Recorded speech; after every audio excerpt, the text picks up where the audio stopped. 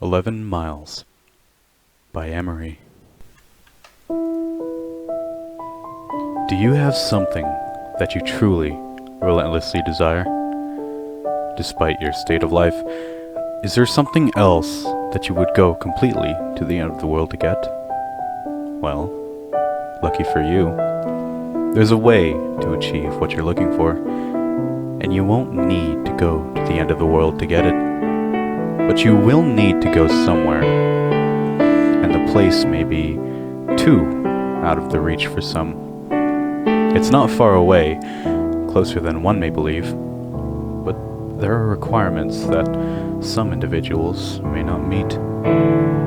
First, whatever it is you seek, know that you must seriously desire what you want. In your eyes, it should be something you need.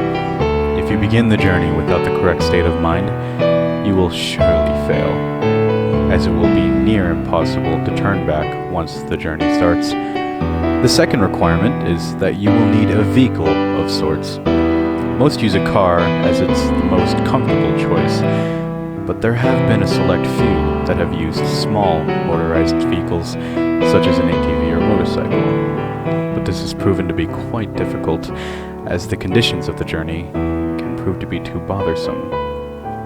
Do not use a vehicle too large or noticeable, as you will need some of the cover of night to be the most safe. Also, while any sort of car will do, you may not want to choose the most expensive or cherished vehicle. You can take your slick new black Mercedes for the drive if you'd like, but don't expect it to come out in a pristine state. Make sure your vehicle is completely fueled before beginning the drive. The first task to accomplish is to locate the road. It doesn't have a name, it's not on the map, and technically, it doesn't even exist. It will only show up if you're looking for it at the right time, and you will only spot it if you know what to look for. Finally, you must be alone during the journey. You didn't think you'd be able to go with a group, did you? It must be night when you begin. Choose the time of night where you believe the roads are to be the least populated. Drive to any area that is just a stretch of road surrounded by woods. Here's where you want to start paying close attention. If you're looking for the road, it will turn up eventually, but you need to search for the road's hint in order to pull down the right one. Once you're close, you will see or feel its signs, but what the signs will be will depend on what it is you desire.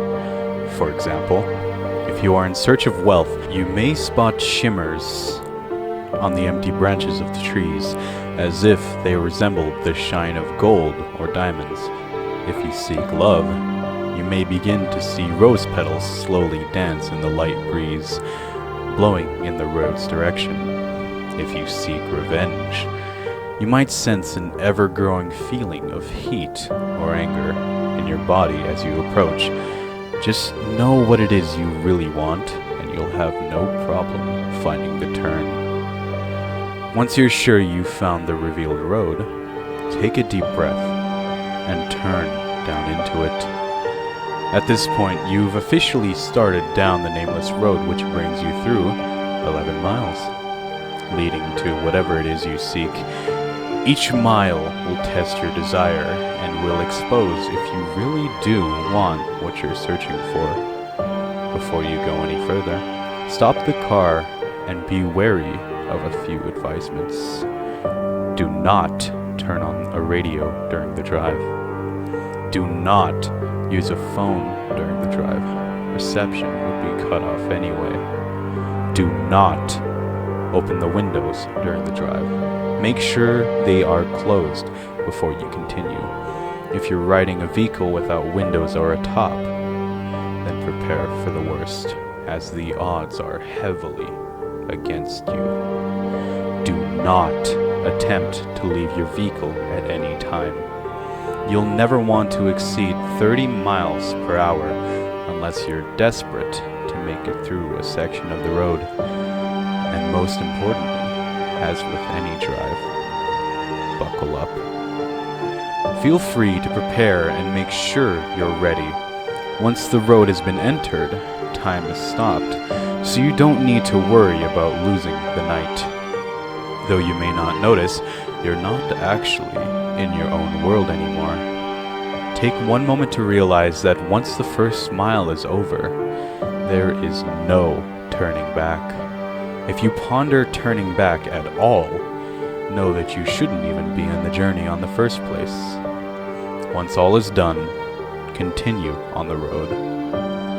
On the first mile, you won't see much change. The road passes through mostly woods, with a few miles being an exception. The air will turn a bit colder, in which you should turn on your heating system if the vehicle has one. You won't want to take your eyes off the road later. Take some time to calm any uneasiness by admiring some of the night sky. You'll see it completely lined with stars, more than what you would ever believe possible. If the weather was cloudy beforehand, you'll also notice that the sky is now clear. On the second mile, the air will become even colder. This is primarily the reason why traveling in an open vehicle is very difficult. With each mile, the air will drop in temperature, even if this season should be warm. If the air is too cold to bear even with the heat on, your only option is to speed up. With each mile of the road also becomes more complex, taking more turns and showing an increasing amount of road hazards. Be sure to always keep focused on the road in front of you in order to avoid as many bumps or obstacles as possible. Hitting a few rocks and potholes won't hamper your progress too much, but you'll want to keep in the best condition for as long as possible. If your vehicle is forced to stop because of damage, then there's nothing left you can do but eventually freeze to death. On the third mile, you may begin to spot silhouettes of human figures in the linings of trees. Pay no attention to them. Even if they seem to get closer, it will be hard to resist peeking at their unnerving, distant appearance, but know that they will reveal themselves later. At this mile, the road will become dirt if you weren't driving on it in the beginning. Keep to the center of the path, as it will become narrow and wide at random intervals.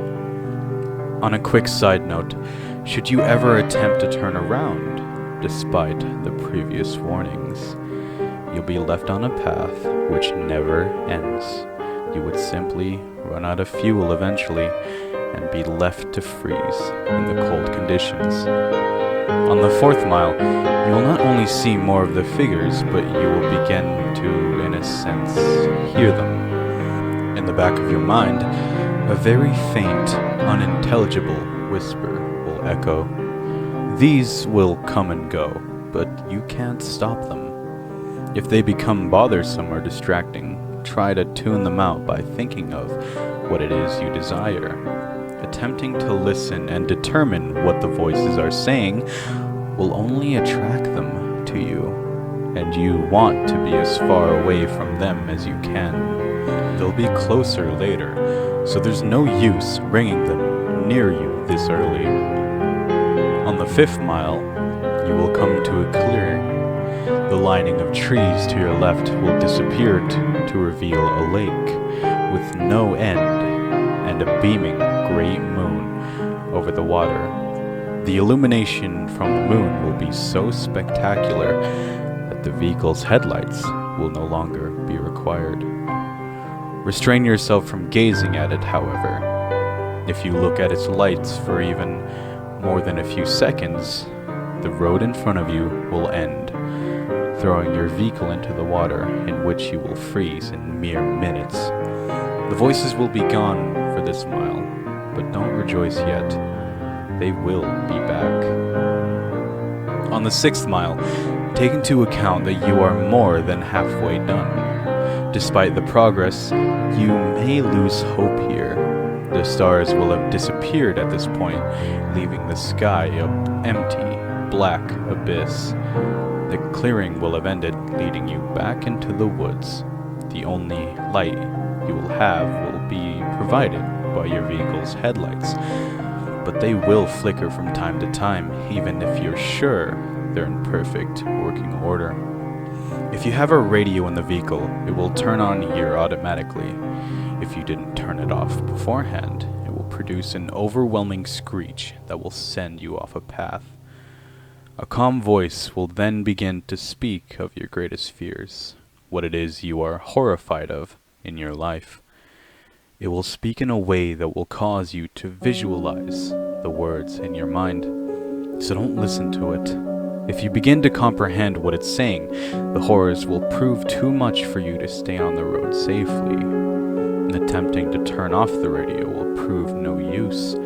Speed up if you need to, but just keep your mind off the voice as much as you can. As you approach the end of this mile, the voice will fade out of the speakers, leaving your ears in peace. On the 7th mile, the voices from the figures will return. It won't sound like a whisper this time, but more like distant screams, growing closer and closer with each second.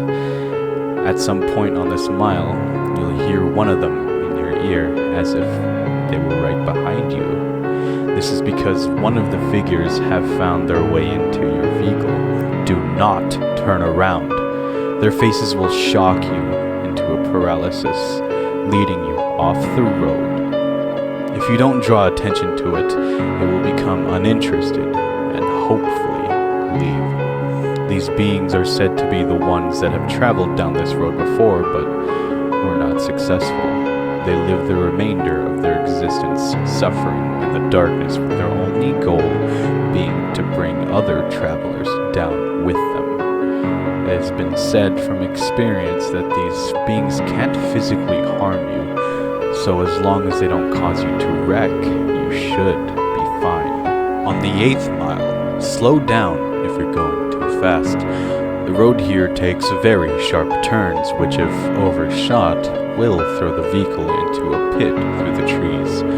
The cold is near fatal here. If you were to have a glass or a bottle of liquid in your vehicle, it would be solid in seconds. The heating system will have become completely obsolete, and your headlights will flicker more, sometimes shutting off for a few seconds. You should brake if this happens, but do not completely stop. The figures will be following you at this point, and should you stop for too long, they will surround and trap your vehicle. More of their screams can be heard from outside your doors, sometimes even sounding of maniacal laughter. Their hands will claw at your windows, desperate to reach in and feel something living. Do not look at them. They won't block your windshield, and the last thing you want to happen is to crash and be trapped with them. If you don't make it from here, pray that it's the freezing that ends you. On the 9th mile, your vehicle will stall, the headlights will shut off, as will all other systems inside. There's nothing you can do to prevent this. What you will need to do is close your eyes immediately and attempt to restart the vehicle. Keep your eyes closed, as the figures will have surely surrounded you at this point. The starting of the vehicle will frighten them, and they will all back away temporarily. This will give you a chance to start moving forward again. If you begin to hear the windows crack from their struggle, don't lose focus. The beings can alter the vehicle, but remember that they still do not have the strength to physically affect you. You will hear nothing but their voices rampaging in your mind, as there could be anywhere between a dozen or 100 after you now. Once you start the vehicle, floor it. Floor it so long as you can stay on the path. When the mile's done, the beings will retreat. On the 10th mile, the voices of the beings will stop. If you were to look in your rear view mirror, do not actually do this. You will see them following you, but not as if they were chasing. They're watching you, as if they were seeing you off. As you go down the 10th mile, the road will be smoother, as if you were back on the 1st mile. The figures will be lining the sides of the path ahead of you. They won't be after you, but they will watch you as you pass. Some have theorized that the beings are impressed here, that you have come a long way on the journey to what it is you desire. This is false. They are not impressed, but they are happy. They are happy that you are about to approach the next mile. They are happy because you are most likely going to your death. On the 11th and final mile, everything in your vehicle will lose power as it did on the 9th mile. The vehicle would normally be immobile, but you will still be moving. An unknown force will be pulling you forward in the darkness. You will see a glowing red light up ahead, as if it were a light at the end of the tunnel. Close your eyes and cover them. Do whatever it takes to make sure you do not see what you are about to go through. Covering your ears would also be helpful, but keeping your eyes covered should be a higher priority. The red light is another clearing, but there's no moon or lake this time. Once it's entered, unrelenting and inconceivable noises will sound from all directions.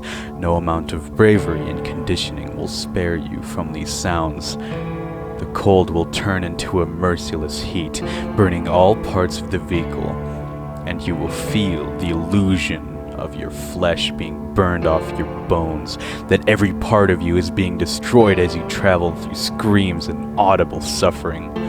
As long as you keep your eyes closed and resist the urge to see where you are, you will survive through the suffering. This will last a total of 31 seconds, but many fail to keep their vision closed during that time and are left to the worst fate of the road. Where is this mile located? Those who have survived do not know. Some have named it the transmission from hell, but whether it is a part of hell is debatable.